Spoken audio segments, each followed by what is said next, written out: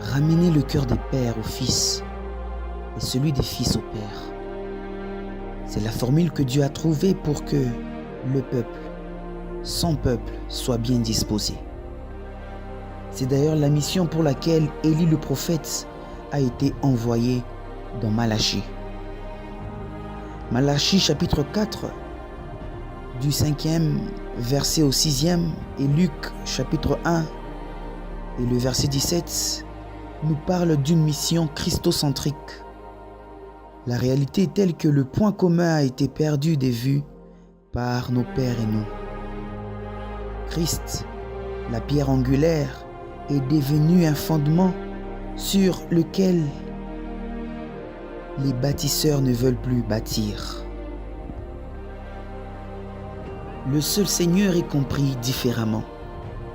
Le Dieu unique se voit multiple dans cette génération, car nos pères et nous présentons des concepts différents sur lui, cependant il reste le même, hier, aujourd'hui et éternellement.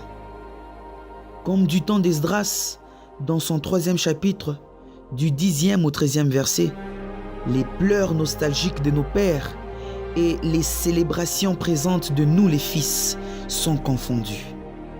Cependant, il y a un accord entre nos pères et nous.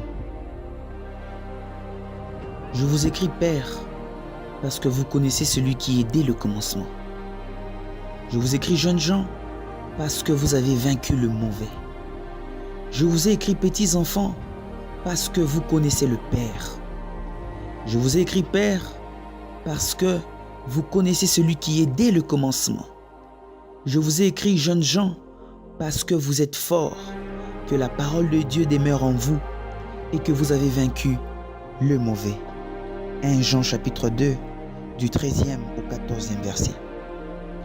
Aussi longtemps que la guerre des générations demeure, l'Église n'aura pas d'héritage, les âmes se verront perdues et le cœur de notre Père qui est dans les cieux sera attristé.